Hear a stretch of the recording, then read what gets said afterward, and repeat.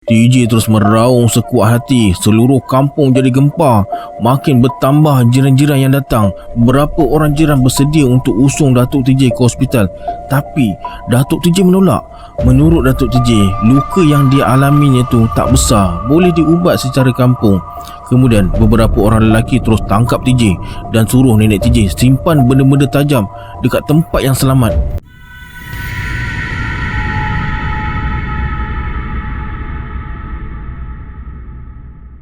A'udzubillahiminasyaitonirrajim. Bismillahirrahmanirrahim. Assalamualaikum semua, kembali lagi bersama saya Syarul.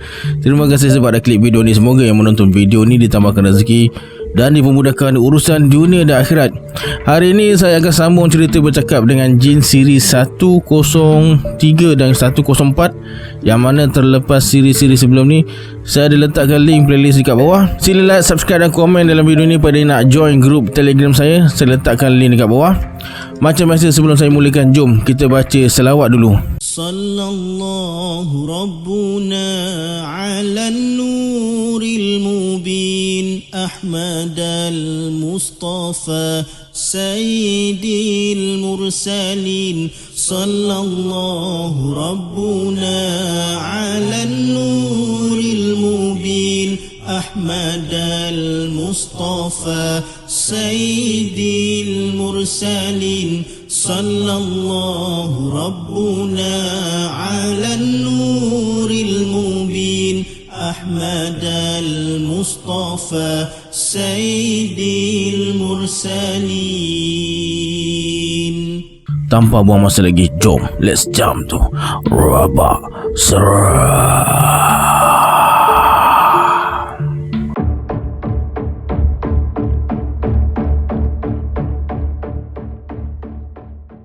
Kemudian nenek TJ papa TJ ke bilik mandi. TJ disuruh meniarap atas simen dengan dagu dilapikkan dengan tempurung jantan. 3 kali nenek dia jiruskan air atas pusat.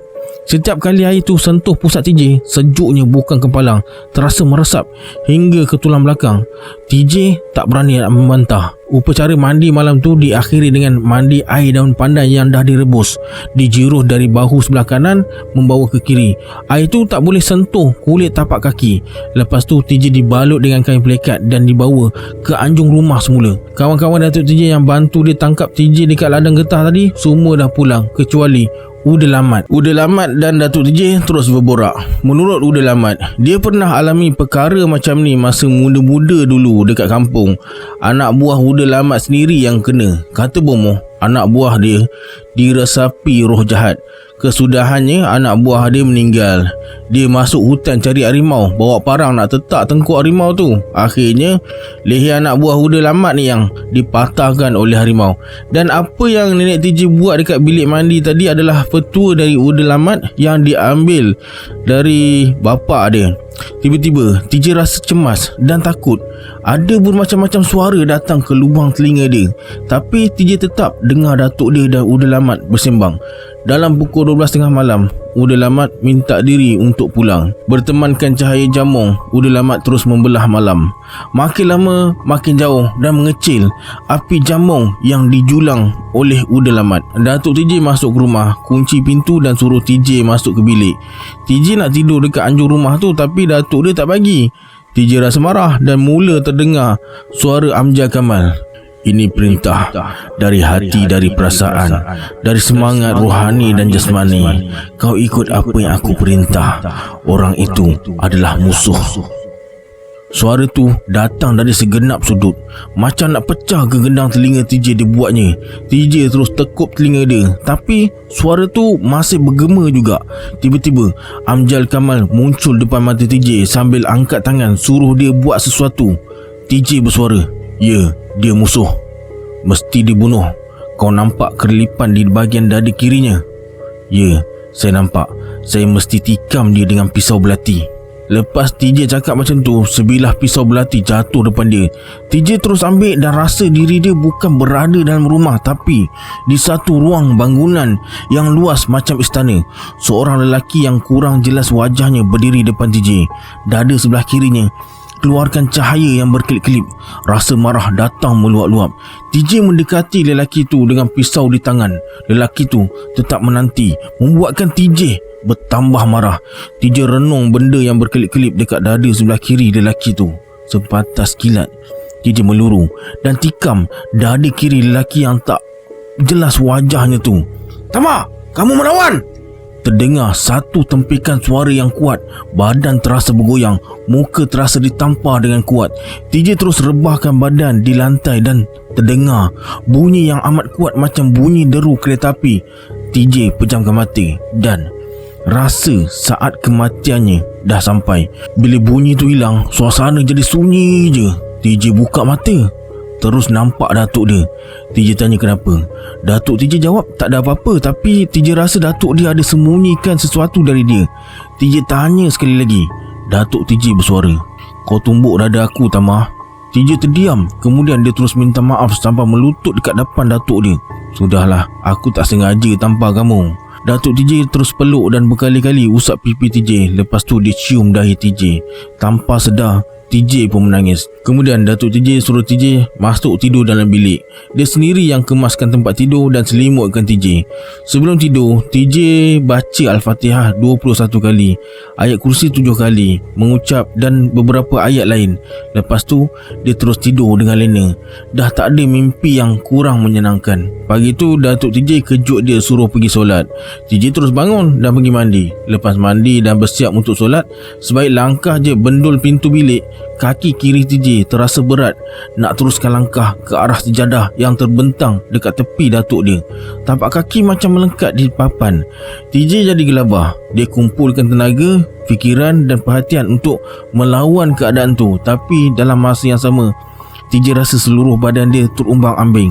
Perasaan dan fikiran macam berada dalam satu tempat atau suasana yang berlainan, seolah-olah dia berada dalam dunia asing. TJ berada dalam satu ruangan dewan yang cukup luas, penuh dengan bangku-bangku yang tersusun rapi. Ada irama muzik yang lembut. Di pentas ada seorang lelaki dengan wajah yang tak beberapa jelas berdiri dekat situ. Sekali imbas, wajah lelaki tu macam Datuk TJ, tapi bila renung lama-lama, wajah tu bertukar jadi sama-sama. TJ terpaku, tak tahu nak buat apa. Dalam keadaan terpinga-pinga tu, TJ terdengar bunyi deru kereta api yang memekakkan telinga.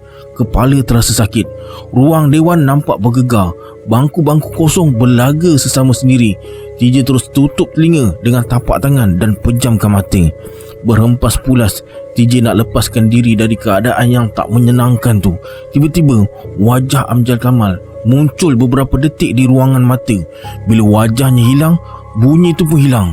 Suasana jadi teramat sunyi. Dalam suasana hening tu, terdengar suara Amjad Kamal bergema dari sudut ruang. "Ini perintah dari hati, dari perasaan, dari semangat rohani dan jasmani. Kau ikut apa yang aku perintah. Orang itu adalah musuh."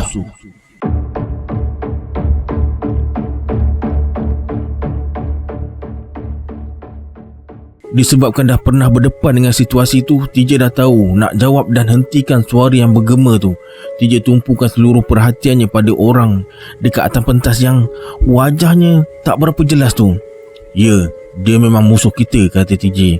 Suara orang ketawa bergema di ruang dewan. Kemudian suara tu suruh TJ bunuh orang dekat atas pentas tu. Pisau yang terselit di pinggang TJ pegang dan cabut dari sarungnya. Dengan tenang, TJ melangkah ke arah lelaki dekat tengah pentas tu. Makin lama, makin dekat. TJ naik ke pentas dari sebelah kanan, lalu terus melangkah dan berhenti betul-betul depan lelaki tu. Benda yang bersinar-sinar dekat dada lelaki tu adalah sebuah medal. Tanpa buang masa, TJ terus tunduk hormat padanya. "Kamu?" Lelaki tu terkejut. "Ya." Lelaki tu terus pusingkan badannya membelakangi TJ. TJ tak nampak kelipan di dadanya. Pandangan jadi gelap. TJ terus angkat pisau dan tikam belakang lelaki tu. Tubuh lelaki tu terus berkecai dalam percikan cahaya bersinar. Medal yang berkilau-kilau bergerak ke setiap ruang dewan. Akhirnya berlaga dengan dinding dewan terus berkecai jadi serpihan halus. Api terus menyala dengan marak di setiap ruang. TJ terdengar suara dari setiap sudut dewan bergema dengan sejuta pujian. Semuanya bagi ucapan tahniah dan anggap TJ sebagai pahlawan yang besar. Jambangan bunga tak putus-putus dicampakkan ke arah TJ, berlonggok-longgok di tengah ruang dewan. TJ tersenyum. Suara pujian terus bergema. Kamu dah jalankan tugas suci. Terdengar suara Amjad Kamal. Segera TJ toleh ke kiri. Dalam keadaan sama-sama tu, TJ nampak Amjad Kamal tersenyum ke arah dia. Bila TJ nak bersuara, Amjad Kamal terus hilang. TJ pandang ke arah longgokan bunga dekat tengah ruang dewan. Pelik, longgokan bunga tu bergerak perlahan-lahan. Aduh, sakitnya! Terdengar suara dari celah-celah longgokan bunga. Suasana jadi sepi, antara sedar dengan tak sedar. TJ terasa macam mengembara dari alam khayal menuju ke alam nyata. Dalam keadaan terhumbang ambing tu, TJ terasa pangkal peha kanan dia dihentak dengan kuat dan terpelanting ke dinding. Dari dinding bergerak ke kanan, lalu terkandas dekat almari cermin. Kaca almari cermin pecah berderai. TJ macam tersedar dari mimpi. Pecahan kaca jatuh atas kepala, bahu dan belakang. Nasib baik tak ada luka. Kemudian TJ cuba bangun tapi tak boleh. Rusuk kanan dia terasa pedih bila dia cuba nak berdiri. TJ terpandang nenek dia berdiri dekat sebelah kiri. Nenek TJ terus kutip pecahan kaca dan diisi dalam baldi plastik.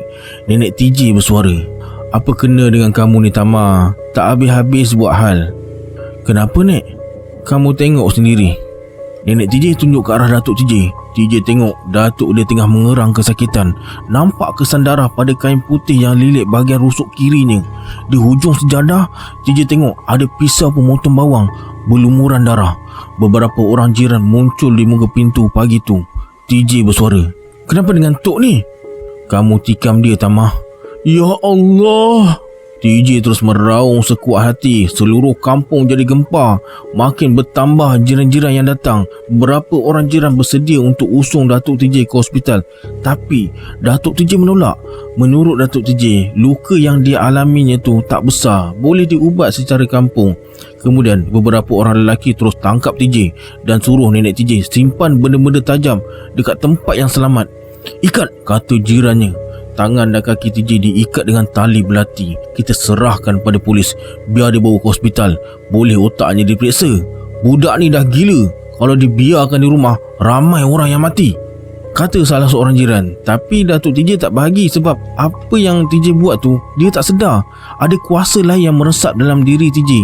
Kemudian Datuk TJ suruh mereka buka ikatan di tangan dan kaki TJ. Beberapa orang jiran berpandangan sesama sendiri. TJ tahu mereka kurang senang dengan tindakan Datuk dia tu.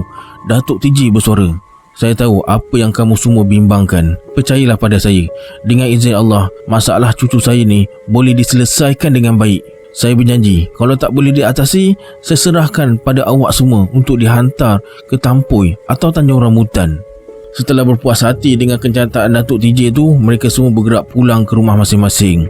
Datuk TJ gunakan rawatan tradisional untuk sembuhkan luka dia. Dia gunakan ramuan beberapa helai daun dan kulit pokok. Bahan-bahan tu disatukan lalu ditumbuk hingga lumat dan dicampurkan dengan setitik embun jantan. Sebelum bahan-bahan tu digunakan, Datuk TJ bersihkan luka dekat rusuk kiri dengan air panas. Lepas bahan-bahan tu disapukan ke tempat luka, Datuk TJ terus minum segelas air kunyit dan segelas air rebusan dari akar-akar kayu. Dalam beberapa jam, luka tu terus kering, tak bengkak, tak bernanah dan Datuk TJ dah boleh bergerak ke mana saja. Macam tak ada apa-apa yang terjadi. "Tak apalah Tamah, semuanya terjadi masa kamu tak sedar." Itulah ungkapan pertama dari Datuk TJ setelah 4 jam peristiwa yang mengerikan tu berlaku. Datuk TJ tengok, TJ termenung je. Dia tahu TJ tengah tumpukan pada suara-suara gaib yang suruh TJ buat sesuatu. "Tamah!" TJ renung ke arah Datuk dia dan tak menjawab sebab TJ rasa itu bukan suara Datuk dia, tapi suara Amjad Kamal yang keluar dari mulut Datuk dia. "Tamah! Tamah! Dengar sini Tamah! Tamah!" Berkali-kali Datuk TJ goncang badan TJ sambil suruh TJ baca surah Al-Ikhlas. "Tamah, ini Datuk. Jadi tadi bukan suara Amjad Kamal?" Perlahan-lahan Datuk TJ angkat badan TJ untuk berdiri. Kemudian dipapah ke anjung rumah dan disuruh duduk menghala ke arah matahari jatuh. "Amjad Kamal tu kawan kamu Tamah?" TJ gelengkan kepala. Entah kenapa TJ rasa cemas dan takut bila nama Amjad Kamal disebut-sebut. Setelah berfikir panjang beberapa kali, TJ terus ceritakan apa yang telah dia alami pada datuk dia. Ini perkara biasa Tama. Orang yang lemah semangat, lemah iman dan tidak ada kekuatan batin selalu dikuasai oleh pihak yang jahanamkan manusia. Pagi tu, Uda Lamat datang ziarah. Dia gembira tengok keadaan TJ yang beransur baik. Semua pergelangan kaki, tangan dan sendi-sendi TJ diperiksa dan dipicit. Kemudian dia buka kelopak mata kiri dan kanan TJ. Uda Lamat bersuara, "Tak begitu baik lagi ni. Apa yang patut dibuat? Berikhtiar minta pertolongan daripada Allah. Syaitan kalau dah meresap ke dalam tubuh, payah nak keluar." Tiba-tiba badan TJ menggeletar. Suara-suara aneh mula terdengar. Wajah Amjad Kamal tenggelam timbul depan mata dan mula terasa tubuh diresapi kekuatan yang luar biasa. "Tama, apa yang kamu mahu?" TJ mula tentang wajah datuk dia dan rasakan datuk dia terlalu kecil berdiri depan dia. Tapi setiap kali datuk TJ lafazkan kalimat-kalimat Allah ke arah TJ, seluruh badan TJ terasa panas. "Jangan, saya tak tahan," kata TJ. Tapi datuk dia tak peduli dan terus baca sampai TJ tak sanggup tentang biji mata datuk dia lagi. Kemudian TJ terus rebah. Ketika itu TJ terdengar suara aneh kutuk dia. Mereka tuduh TJ ni pengkhianat, tak setia pada perintah. Mereka nak tamatkan riwayat TJ dengan benamkan TJ ke dalam tasik yang berbuih. TJ terus meraung minta tolong. "Tama!" Serentak dengan tu, satu baldi air disimbah ke muka TJ. "Tama, kamu tak apa-apa. Ingat Allah. Mengucap Tama. Asyhadu alla." TJ terus ikut Uda Lamat mengucap. Bagus, kata Uda Lamat dan terus peluk TJ yang dah basuh kuyup tu. Datuk TJ tak berkata apa-apa. Dia kelihatan tenang sambil mulutnya bergerak-gerak baca ayat-ayat suci. "Saya daga," kata TJ. Cepat-cepat Uda Lamat bagi tahu nenek TJ. Sebelum TJ minum, datuk dia baca surah Al-Fatihah. Lepas tu dia suruh TJ minum dengan baca bismillah. Lepas baca bismillah, TJ terus minum air tersebut. Okey, sampai sini dulu kisah bercakap dengan jin. Kita berjumpa di siri akan datang. Saya Syarul. Assalamualaikum. Adios.